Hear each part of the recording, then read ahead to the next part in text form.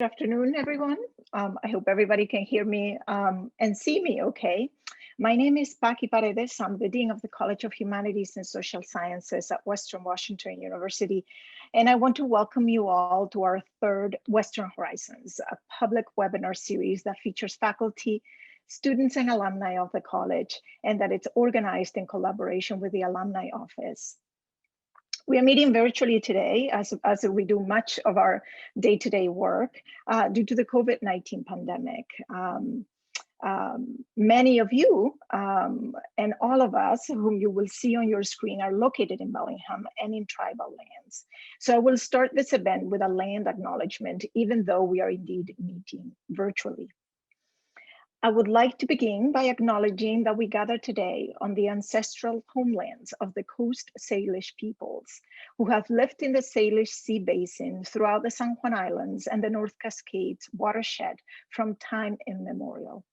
Please join me in expressing our deepest respect and gratitude for our Indigenous neighbors, which in Bellingham are the Lummi Nation and the Nooksack tribe, for their enduring care and protection of our shared lands and waterways. Thank you for joining me in this moment of gratitude. I will now pass on the baton to Dr. Mark Geisler, who's the Associate Dean for the College of Humanities and Social Sciences. He will introduce our speakers today and will moderate the panel. Again, thank you so much for joining us, and please enjoy our webinar today. Thank you, Paqui, and thank you for joining us today. It's a pleasure to have you gathering here to celebrate a wonderful institution that we've had in the college and in the English department for quite some time. I'm going to first introduce the three panelists briefly, and then each panelist is going to have about 5 minutes to speak to us. And then following that, we're going to have question and answer, starting with some questions that we received ahead of time, and then layering in questions that we receive. And you can submit through the question and answer function that I'll be looking at. So please, with any questions you have, go ahead and put those in. Also, we're going to be sending out an email in a couple of days with a recording and a thank you. That recording will have a recaptioned video. The video on Zoom that's live here can be interesting, but the recaptioned video will be much better. It's a pleasure to introduce Suzanne Paola Antoinetta. She's a professor of English who teaches courses in creative writing with a specialty in creative nonfiction, in addition to courses for women, gender, and sexuality studies. Suzanne's forthcoming books are The Terrible Unlikelihood of Our Being Here and The Devil's Castle. There's so many other publications that she has, so many wonderful writings. And so that's a brief introduction. Dulani is a graduate of Western's MFA program in writing who served as the 2019-2020 Assistant Managing Editor of the Bellingham Review and continues to serve as a collaborative editor. He's a Pushcart nominated multi-genre writer, and he has publications in some wonderful places like the Alaska Quarterly Review. Stephen Haynes is an MFA student currently at Western Washington University and is right now the managing editor of the Bellingham Review. His creative work has been shortlisted at the Epoch Press and has appeared or is forthcoming at the Creative Colloquy and Bright Flash, and he's presented in a showcase at Western. Thank you so much, and we'll start off with Suzanne. Everybody, and thanks for being here. I'm going to start out with a little bit of history of the Bellingham Review and then talk about my 6 years as editor and what we've been doing in that time. The Bellingham Review was actually started by a former faculty member named Knut Skinner in his garage. It was the Garage Band journal, and when he retired, he wanted to gift it to the university, and so it was taken by the English department. With some strictures, we are self-supporting, So we are not taking away resources from the department or the university. We operate on our own. Be lovely to get more resources, but that's how we work it. So after we acquired it, it became much more national, and I became the editor 6 years ago. And I know a lot of overseas writers. I have a lot of international connections. I worked in Hong Kong for a while. So what felt to me really natural was to bring in international writing and translation. It's not the whole issue. Sometimes in our print issues, it'd be maybe a quarter would be writing and translation, but or writing overseas, that's in English, we do that as well. But I just wanted to get that international focus. And so we've done an international folio in every print issue in the spring, starting with writing from Hong Kong. And our folios are somewhat themed. So the Hong Kong folio dealt with the Umbrella Revolution or Occupy Hong Kong. It went by both names. And it's tragically prescient of what has happened since. And we've gotten work from Israel, from Palestine, from the Philippines. I've also, since I work in a jail, run sections of poetry by the incarcerated, but much of the journal is just work that comes in through our regular submission system, and that's wonderful too. So we're representing the country. We do get writing from the area. We're international, and that's really exciting. And one of the things that I really brought to it was the feeling that since we can't pay our writers, we're really going to be the people that go to bat for our writers. And we've seen some wonderful synergy.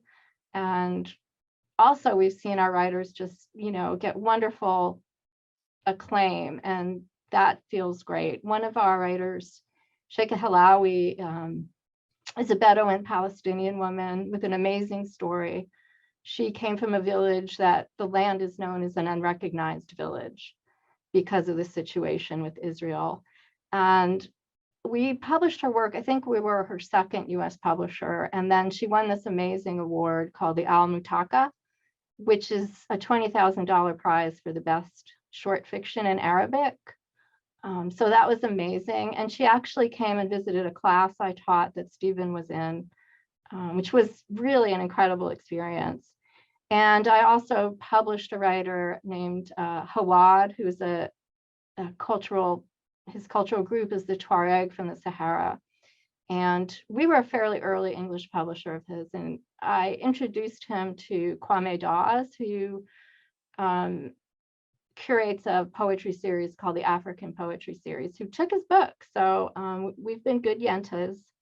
But I work really closely with my grad students. Stephen and I meet every week, and we're often joined by the assistant managing editor. And so all of our decisions about what to accept are very collaborative decisions, and what direction we want to go in. These are also very collaborative decisions. So what I've kind of brought to this is more of an international focus and more work done that's outside of what comes in through the normal submission process. So I've also done kind of written symposia. I did one where disabled authors kind of talked about literary tropes of disability and how they get kind of caught in those tropes. That was really great. But I mean, I'm always excited about everything we publish. And yeah, it's amazing. It's got a lot of reach, and I'm always really excited about it. And we have a new feature that Dulani will talk about that actually made it to the New York Times, which was really exciting.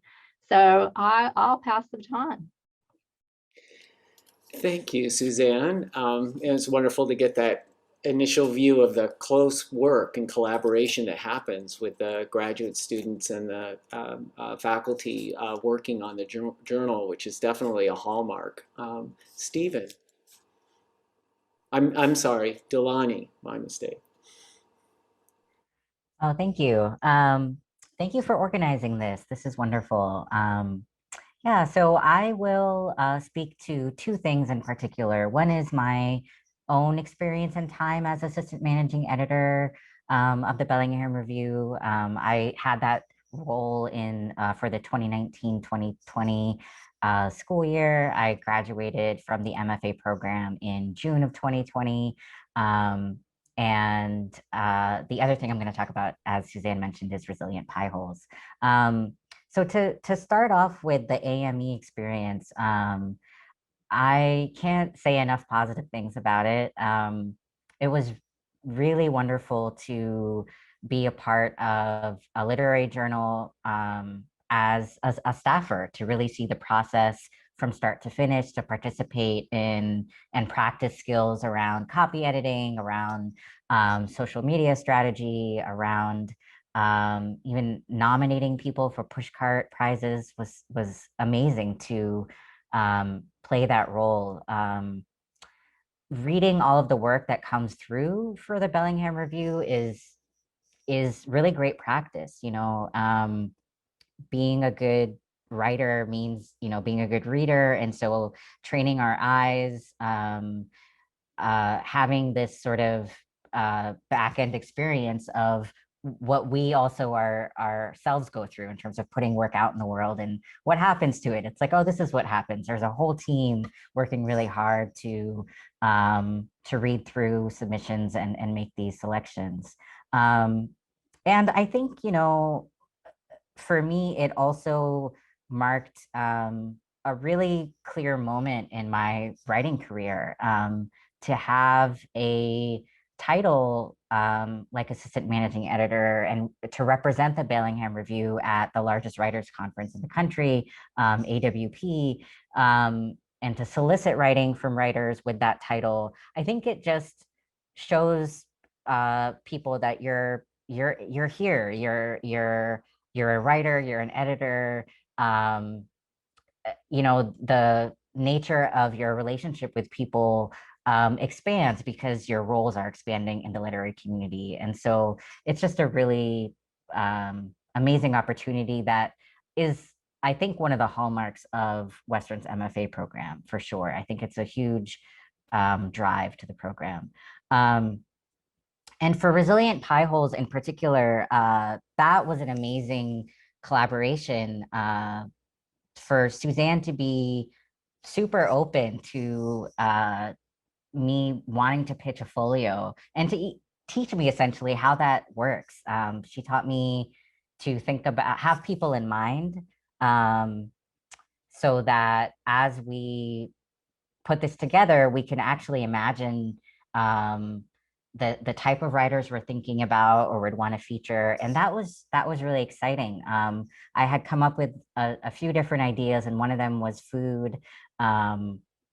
And Suzanne had this brilliant container for it to give it a structure of to include a recipe in the call for submissions, as well as a 1 to 2 page meditation on specifically the times we're living in. What are folks cooking in times of COVID? What are they thinking about? And we tried to make it really inviting in terms of, in our call for submissions, there was an example around, you could talk about Oreos and milk, or you could talk about something really elaborate. However you're taking care of yourself right now, there's a story there. For me in particular, I think what I was really excited to add to this was there was a line in the call for submissions that I knew would speak to the people I had in mind, and that was food as sustenance, comfort, ancestors, family, memory, intimate.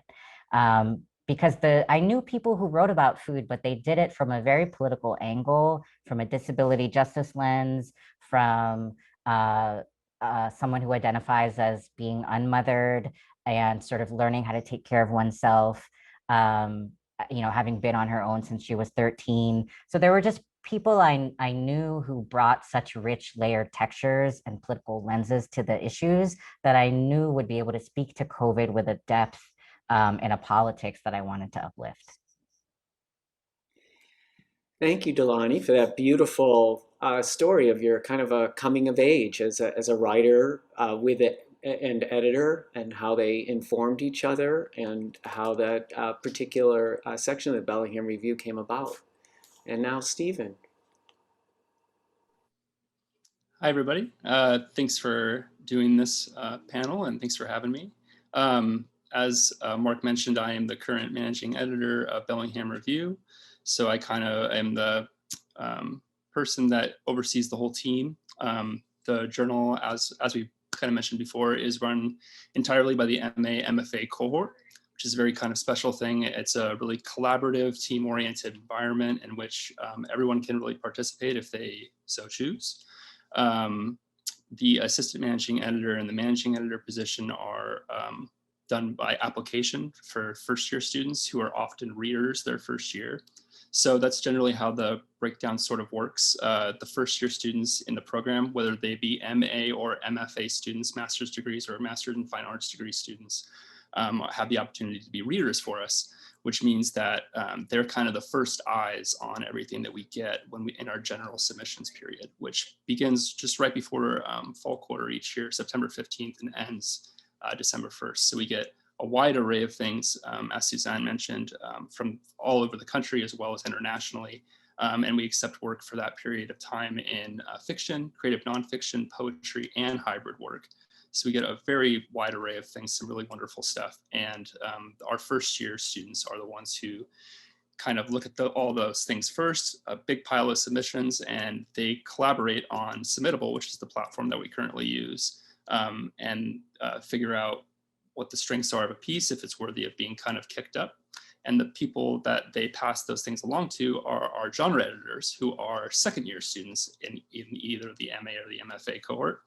And they are generally people who are readers the first year. They kind of have the opportunity to then manage the readers below them. And then sort of in the hierarchy, I have the assistant managing editor, as Yulani was last year, and Keegan Lawler is this year, and the managing editor, who is me and was Ali Spikes last year.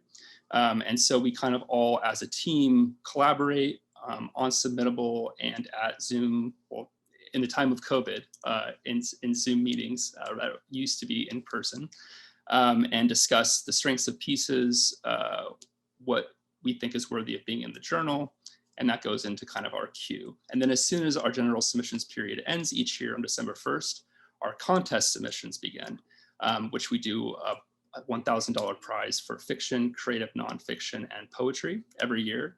And some really wonderful stuff comes in for that. We are right in the process of that right now. Actually, the contest submissions end this coming Monday, March 15th. And so we're in the process of kind of going through all those, which is just a really, really cool kind of thing. One thing that I really wanted to kind of play up about the journal is that the experience is just such a cool, as I said, it's such a cool team-oriented environment. It's a diverse group of people. You know, each year it's roughly, you know, ends up being maybe in the neighborhood of 20 people all kind of working together. And the experience that you get from the review is just so interesting because we do have MA and MFA students. For the MFA students, it's really a unique experience because you kind of get to pull back the veil a little bit and see what a journal looks like from the other side and sort of get that editorial experience, because you are, as Dulani mentioned, you are working with pieces where you are collaborating with authors, talking about copy editing, you're proofreading as a group, you're learning about a lot of really valuable skills, and you're also kind of learning about some really interesting kind of tricks and things to be aware of that are really beneficial to people who are trying to get their own work published. And in addition to that, even if members of the review are not writers themselves, which oftentimes they may not be, they might just be master's students who are very avid readers, it's also an incredibly beneficial team and project management experience to be involved with the review. It really is an established journal that's been around since the 70s. And it's just such a cool kind of environment to be a part of. And you learn such valuable skills that really translate and go beyond just the sort of traditional literary values that you might first think of. So I think that's a very special thing. Thank you, Stephen. I'm glad to know the 70s are now an established period. So I really enjoyed your under the hood view of what the functioning of the journal actually looks like, and it really brings into view a lot of exciting activities. I remember how exciting and kind of a little overwhelming it could feel when all the submissions for contests came in and everybody was starting to go through them. And so thank you so much for your work on that. Suzanne, I mean, you let us know that a new direction that you've shepherded with the journal is to internationalize it more, as well as diversify the way that submissions are made, that there's different ways submissions are made. And one of the questions that we had turned in ahead of time was about what do you think would be the goals that you would like the Bellingham Review to aim for in the next several years? Maybe what are students thinking or saying, and what are you hearing? What are you hearing from authors? What's your kind of view of what's happening with the Bellingham Review and maybe with creative writing journals?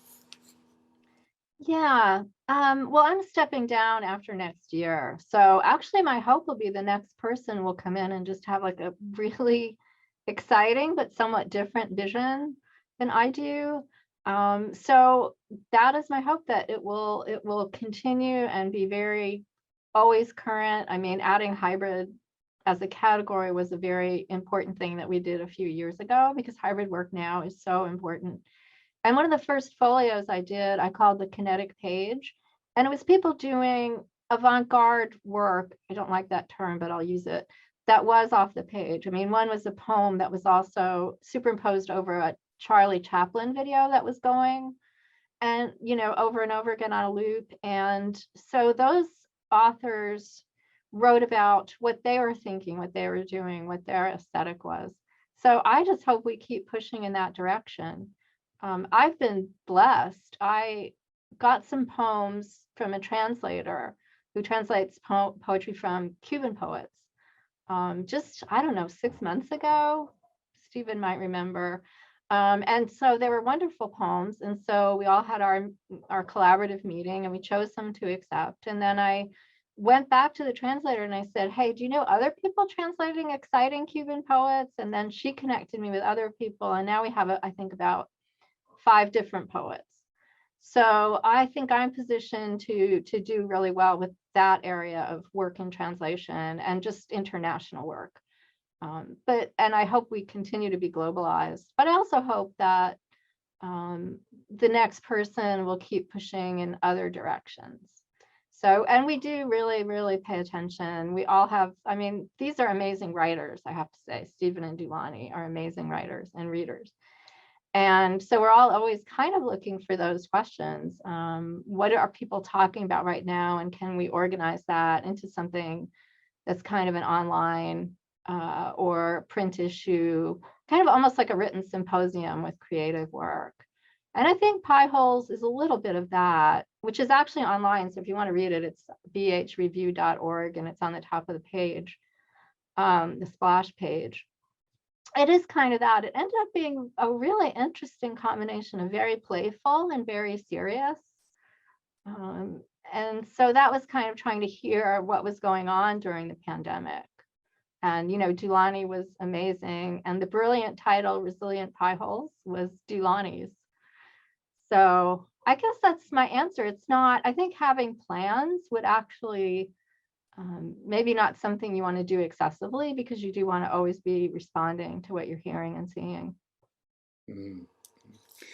Thank you. That's really wonderful. I agree, especially with what we've been going through, a little playful attitude in addition to the serious attitude is something we very much need and nurture and to appreciate in each other and in our art for sure. Dulani, we've been talking about this resilient Pieholes. I find that really fascinating. Resilience, definitely a resource I've been wanting to cultivate in the past year. How did you come up with that? How did you come up with that topic? How did it develop? And could you take us into that a little bit more? Yeah, absolutely. Yeah, when Suzanne invited me over to her yard and we were safely socially distanced and chatting about the theme and the structure and And then from there, I took a stab at drafting the call, and I think really what Suzanne just captured so beautifully, that sort of mix of playful and serious comes through in that title. I think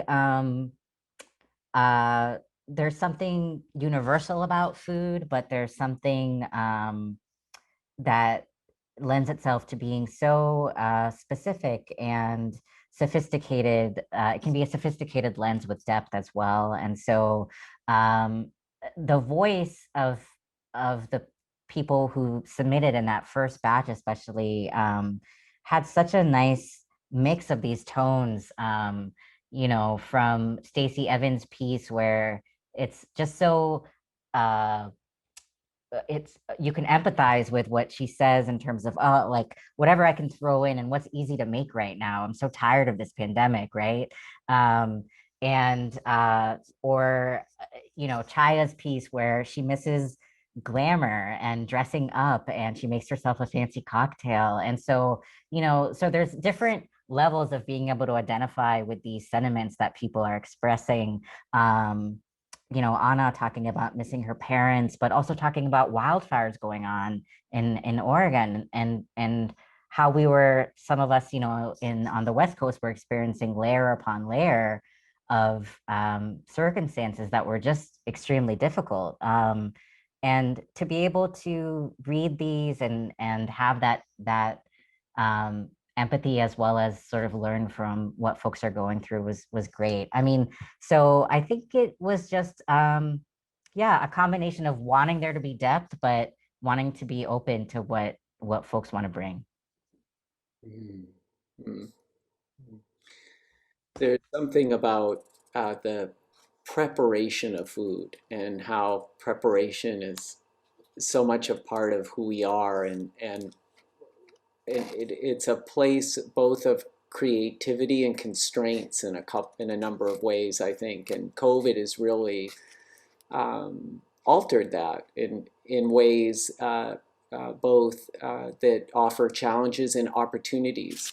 Are there kind of some of the, from the different submissions and from maybe from your own experience, what are some of the opportunities that have opened up with food and eating that COVID has created?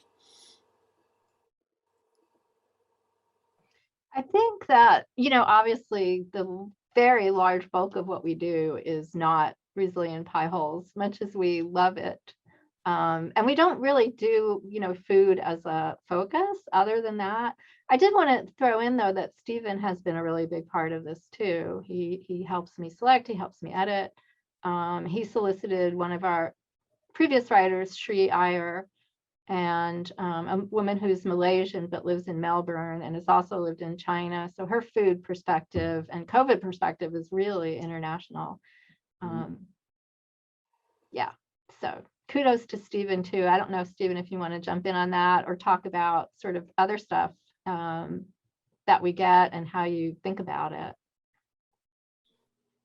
I mean, I think that the work that we continue to get and that we have already received for Resilient Pieholes just continues to be like really astounding and wonderful, and like we've kind of been all talking about, both playful and can also just like deeply move you. Some of the stuff that writers talk about in these pieces, and I think, you know, food in and of itself, as Dulani kind of talked about, it's just such a deeply personal thing, and can be so entwined in someone's identity and their culture.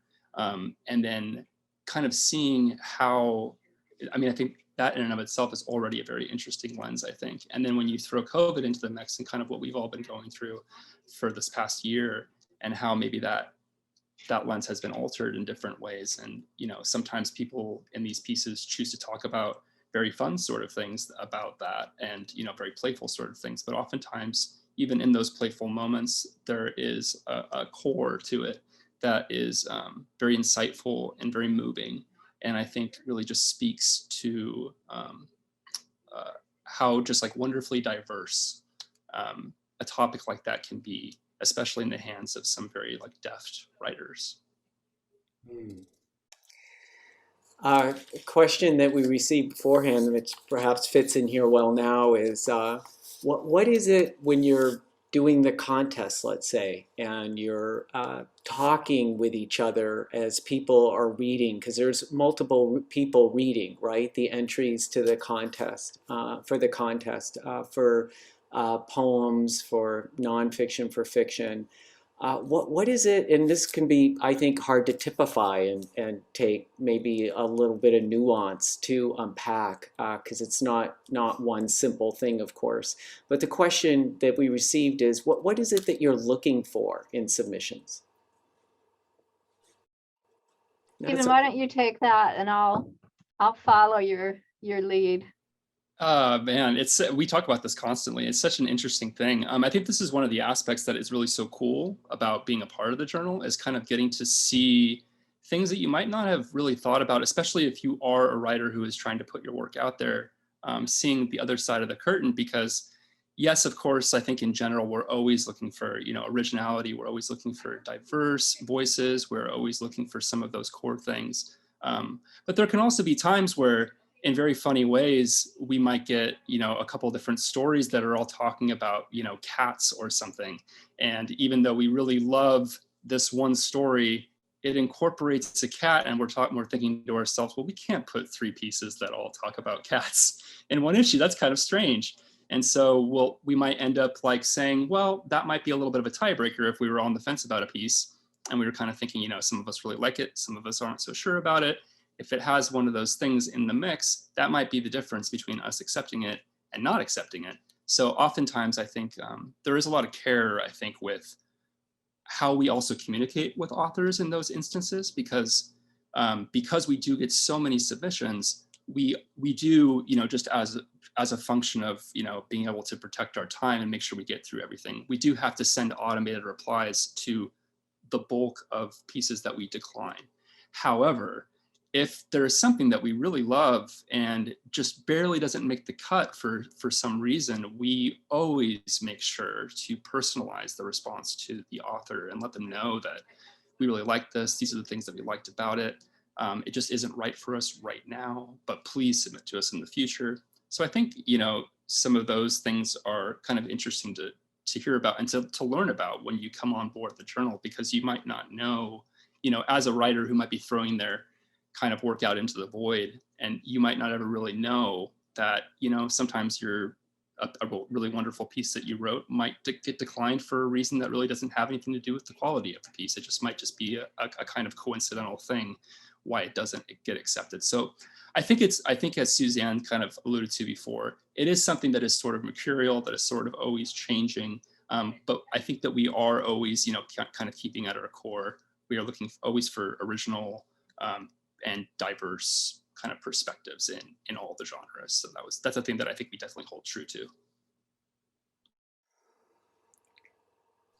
Yeah, just to follow up on that. Well, I think Stephen said everything very eloquently. And Dulani, I don't know if you want to jump in here too, but it is very collaborative. And the platform we use allows the graduate students who are reading and who are genre editors, they put in at least a paragraph for anything they kick forward, and generally more. Probably a single spaced page, I would say, is average. And they sort of make the argument, this is what I loved about it. This is why I think we should publish it. And then it goes to me, and I often, a lot, I'll send things to Stephen and Keegan and say, help me out here, I'm on the fence. But we don't have an aesthetic. We really try not to have we only do neo-magical realism, or we don't like work that is overly realistic or representative. We just really try to take the best that we get and have a lot of dialogue about even what that means. It's kind of an ongoing education. I know from one of the Pieholes, I won't say whose it was, but my immediate reaction was negative. And wonderful Dulani was kind of writing to me and saying, but maybe, and I went back to it and I realized, yeah, this is right. It's great. I don't know why I wasn't seeing that the first time. So it's not like we could just tell somebody this is exactly what you have to do and we'll accept your work. It's very collaborative, and it's very much about sort of defining the moment at the same time. I'd like to hear more about Delani, how did you know about that piece, that it was right and you wanted to advocate for it? What did it feel like to advocate for it? What did you learn about yourself in doing that? How that just sounds like a really fascinating moment. You know, I don't know if I would say I was advocating for it. I sort of explained my thought process around it a little bit. So in soliciting work, there were times where I was given folks checking in with me to say I have a draft, and me offering to sort of look at it before passing it on to Suzanne, and being really clear that, you know, it's not a general sort of food essay sort of column. It's very specific to COVID, and so wanting folks to really be thinking about why this, why now, and trying to encourage folks to interrogate that, even if it's connected to, which it often is, to the past, to history, to identity. Um, but being that bridge, the food often is that bridge or that portal for the past and present. And so that was mainly the conversation around, oh, this was my thought process. I gave this feedback, and I thought this scene in particular was really striking, and I wanted them to expand on that. But really, I wasn't wedded to any particular outcome. I think especially because it's really important to have those clear roles when, you know, that if I'm doing the outreach, I'm also clear that Suzanne is the editor-in-chief of the Bellingham Review, and which helps put me in a less awkward position to people I'm soliciting from, honestly. Yeah, that seems so wonderfully put. Like one key element of resiliency as a kind of resource is not being too wedded to a particular outcome, right? You're putting out effort, but if you get wedded to a particular outcome happening in a particular kind of time, that can kind of close down and constrain creativity rather than opening it. That's what I kind of heard in what you were saying, and it's really wonderful that you're able to develop within the safe container, it sounds like, that the Bellingham Review offers to explore that in various ways. Another question we got that maybe all three of you might have something to say. It's a little bit of a longer question, but it summarizes a number of people that wrote in questions, and from the perspective more of the writer trying to get themselves out there, trying to get noticed, trying to be published, which all three of you are doing in such wonderful and successful ways. And the person writes, how does a writer get their work out there besides submitting directly to the publishers or self-publishing? How does the writer think about how their work may be evaluated in terms of where they should be sending stuff out to? How do you find out what kind of established journals you should be sending out to, and should you be doing alternative things in addition to established journals? That kind of summarizes the overall feeling of that question that we've received in different ways. Who would like to start? I think this would be a good Stephen question, because you've been going through that process for the last 2 years. And so you've been on one side where you're accepting and rejecting people, on the other side where you're sending your work out. And you're right in the thick of both. So why don't you speak to that? Sure. Yeah, absolutely. I think it's such a huge question. I think that is something that everyone who's trying to put work out there is thinking about. One thing that I have definitely learned, I mean, that I think it kind of connects to something that I said before, is that being on the other side of the journal has taught me as a writer to really, I think it has helped me develop a pretty thick skin about things, to not really take things personally, because oftentimes a rejection has really nothing to do with the quality of a piece per se. It just might be that it is being declined for a number of reasons that you may or may not be privy to, you know, especially at bigger, more established journals. They might not have the time, they literally just not have the time to write you a personalized response, even if your work was considered very closely. So one thing that I have definitely learned is to not take rejection personally, and really instill in your own head that what it really comes down to is that it's a numbers game, and that really you just have to be sending your work out all the time to a variety of different places. You should be reading, you know, different journals and finding ones that you like, that you think that find, you know, it's searching for authors that you really love and see where they've been published, and maybe think about sending your own work to them if you think that your work is similar in some way to someone that you really admire. One thing that I've definitely learned from Suzanne, actually, from a class that I took with her last spring, is the importance of just being very organized about this effort that I'm kind of describing. And one thing that I have taken up doing in the program has been to just have, and it may sound very simple, but I think that oftentimes you don't think about it in this way, but being very professional and having like an Excel spreadsheet. And that's what I now have that I work from, where I have very specific details about each journal that I send it to, what date I sent it, what kind of response I got, if it was a personalized response, what was the name of the editor, what did they have to say about the work. And I think that is just, you're setting yourself up for success, I think, when you are very organized and professional about that effort. So that way, when you do, you know, down the line decide to send another piece to a journal, if you get rejected and you get a personalized response though from an editor who signs their name, you can then go back in 2 months, find that person in your little spreadsheet and say, you know, you guys really admired this piece. It didn't get accepted, but here's something else that I think you're really going to enjoy. And I think that I've had work accepted with that precise scenario, and there's no possible way I would have had work accepted in that particular way if I had not organized myself in that manner. So I think that that's an incredibly important thing that you need to do as a writer for sure. Yeah. To add a very quick thing to that, there are extremely concrete and practical things you can do to find the right places to send your work. It's not a mystery, and it's a bit too much for this webinar.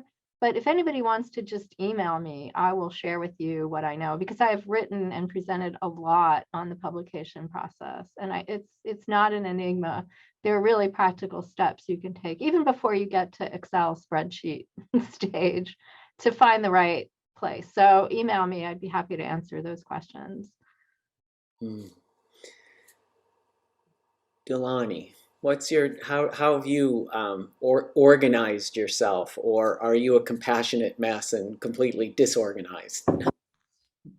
I also learned a lot from Suzanne when it comes to this, and one thing that has stayed with me is really thinking about, and Stephen mentioned this too, just where are the writers that you admire being published?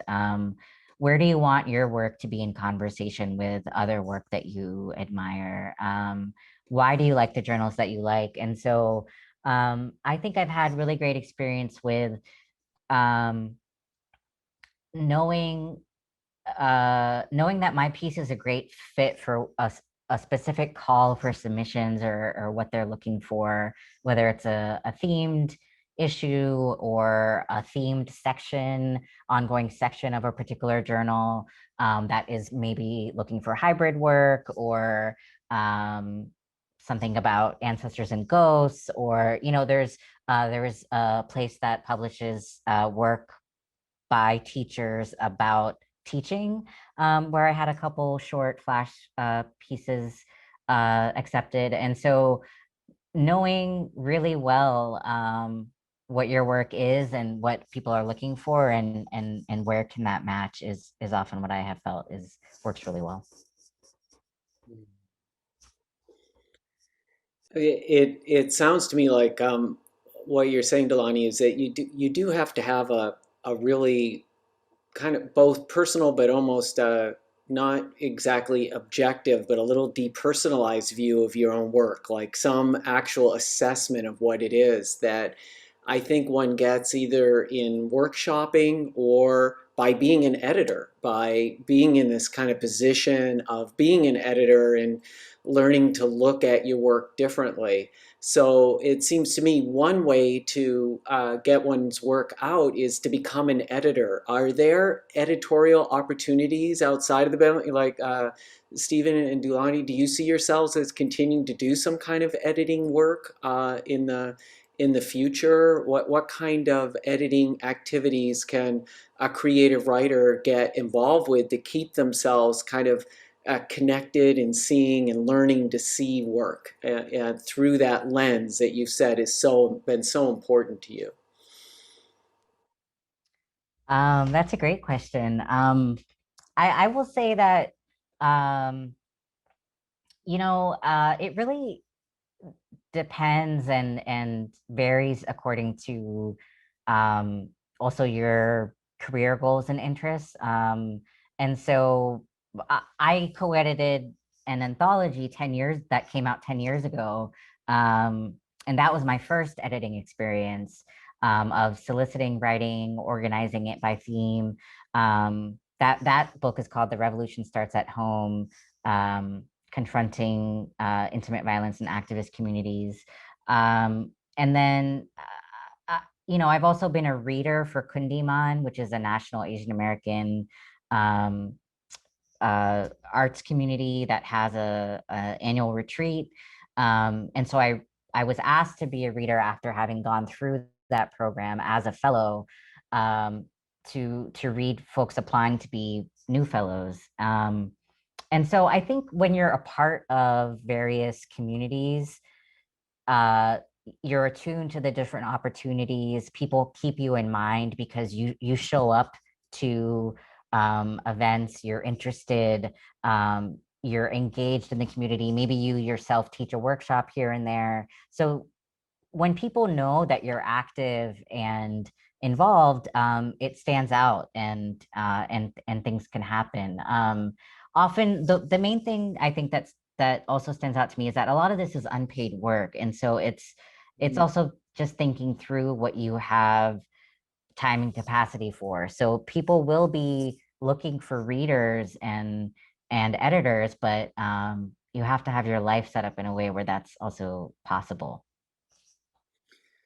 Thank you so much. I mean, you beautifully opened for me the kind of contrast between the romanticized sometimes view of the writer as this isolated person kind of producing from the closet versus the idea of writing really being a community activity of occurring within and being distributed through and nurtured by the communities, very identifiable communities that you can be connected with, and creating opportunities for other writers ends up, from what I'm hearing, coming back to one by creating opportunities for oneself, that it's a bi-directional thing. It's not just about getting your work out there, but getting other people in your community's work and voices out there. And it's that communal effort, which is so important.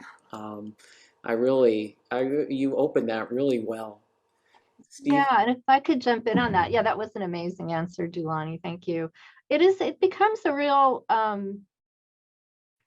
mean, there's a lot of inflow and outflow, and we develop relationships with our writers, and then there's just a lot of connection formed. Like when we published Sheikha Hilawi, and and then I started sort of trying to yenta her manuscript, and then she visited my class. She visited a graduate class, and she's Bedouin Palestinian writer, not somebody that you would normally be interacting with. And it was just such a great experience, Stephen. If you remember her telling the story about her braid, and in order to get educated, she had to cut off her braid, but that isolated her from the Bedouin community. And so now, I mean, I kind of think of her as one of us. I mean, we could all write to her, we could all invite her to do things. We can get some of just that amazing life experience that she has. I mean, I think that one of the things that has always been my wish for the journal is that it really be a community, and that it's not a one-off. we take your poem, we publish it, we never think about you again. And I think that's something to just be aware of, that there's a lot of inflow to the department and the university in ways that are sort of outside just creating a journal that people can pick up and read or go online and read. Stephen, what's your take on that? I mean, yeah, just to build on what everybody said, it is absolutely a community. And I think one of the amazing things that happens when you become part of the review and you're very active with the review is that you do make those connections both with writers and with editors from other journals oftentimes, which is a very cool thing. You know, we do social media exchanges with different editors from different journals where we say, you know, hey, you put up this advertisement for us, we'll put it up for you. Suddenly, you know, the managing editor of that particular journal, or you know, that social media coordinator.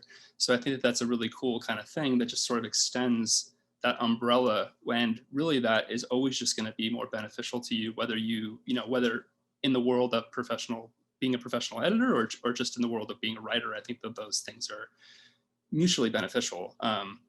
I think that is just the bigger that network, the more involved you are in that network, the better chances you are, I think, to kind of make a connection that might mean the difference between getting a job or getting your piece noticed. I think that those things are just so important. Just kind of having those connections and getting to know the people who are out there working, who are doing those editing jobs at major journals, and who are people who are getting the work published at places that you want to have your work published at. One of the things that I did just prior to getting into the MFA program at Western was I did a year-long professional editorial certificate at University of Washington. And I got that particular kind of cohort umbrella now too, to kind of tack on to this one. So like I often find myself now going back on social media and on Instagram, whatever, LinkedIn, whatever the case may be, and just seeing what those people are up to, what jobs they've kind of gotten. People will have little conversations about, oh, I think this person might be great for this job. Oh, you were an excellent copy editor in the program. I bet this would suit you very well.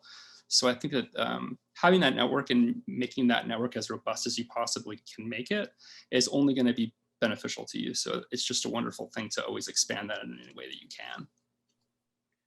Yeah, our last year's managing editor now is doing professional editing work and paid editing work. So that happens too. I mean, she connected with a really amazing literary publisher called Horizon, and she's doing a lot of copy editing and editing for them. So that happens. Thank you. That's wonderful. Well, why don't we close with asking each of you what was your favorite Resilient Piehole submission? Maybe to describe what struck you about it a little bit, whether it was published or not in the particular in the publication. I can start. I don't know if I'm going to be stealing Stephen's too. I think I am. So you can pick your second favorite. But I think my favorite is one it's up, so you can find it if you go to our website, is by a Senegalese writer named Marame Guaye. She lives here now in the US. And she has a daughter who was born with a really severe congenital heart problem. I mean, her daughter actually had a stroke soon after she was born. And her health is still fragile. And during COVID, her daughter started a YouTube channel called something like Cooking for Teens. And so she's cooking these Senegalese dishes on her YouTube channel. And her YouTube channel symbol is a heart pierced with a fork and a spoon. It was just sort of the perfect, you sort of wanted to cry, but at the same time, it was a resilient pie hole. And I think that's my favorite so far. I'll let the others jump in on that. As Suzanne alluded to, that is probably my favorite overall too. But I would say a very close second before we got that one. I really loved a piece by Quincy Scott Jones, Sweet and Spicy Noodles Served Between Paychecks, I believe it's called.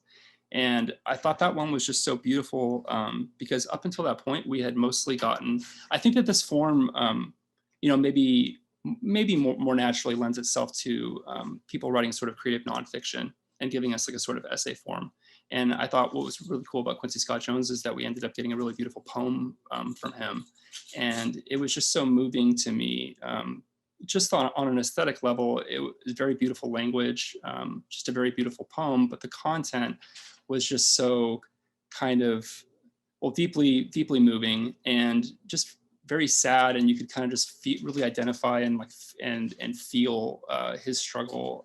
He had talked about not just cooking during this kind of crazy time, but also through the lens of also struggling with money, struggling with poverty, and the meal that you might make on a very strict budget. And so I thought that that was just like a very wonderful, moving perspective to kind of get in the mix.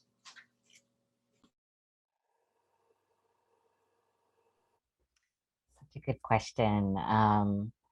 Yeah, I mean, everything that Suzanne and Stephen mentioned, I echo. I think my favorite is Ana Laura's piece. I mentioned it earlier, I believe, but it's called Rice and Sancocho. I think the way that Ana brings in the history of food itself, and thinking through how the food she was using came together through colonization, how sovereign Afro-Indigenous spaces that provided a respite from slavery. These are Anna's words, for so many all over the century, for so many over all of these centuries, and how her own home, her and her partner, have a sovereign Afro-Indigenous space in Oregon. I mean, she just, it's connecting a geopolitical identity and sort of what is happening right now to this sort of larger story of resilience, I think was really amazing to me. Thank you so much. We had a last minute question about, is it possible to become an editor if you're not a writer? And to that, I would just say a quick resounding yes. I'm sure everyone on the panel would agree. They're really wonderful, wonderful professional editors, agents who aren't writers, who participate in the community as well and are more than welcome. So an email is going to be coming out in the next couple of days once the captioning has been redone with the recording for this, and a thank you for attending, and I'll turn it back over to Dean Paredes. Thank you, Mark, and thank you to all our panelists. This was really, really wonderful.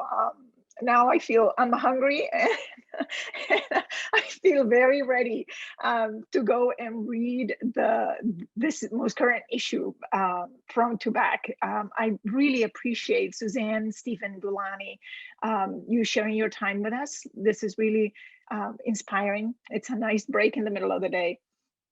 I also want to thank the Alumni Association, and in particular Janine, who has been just instrumental in helping us put this together. Thank you to Susanna Glatz as well, who's our administration assistant in the college, who is the magic behind the scenes in these events. And thank you, Mark, for your wonderful facilitation. And with that, right on time at 1 p.m., I wish you all a great day, and I encourage you to be on the lookout for future webinars, for future Western Horizon webinars. Thank you all again, and we'll see you soon. Bye. Thank you. Bye.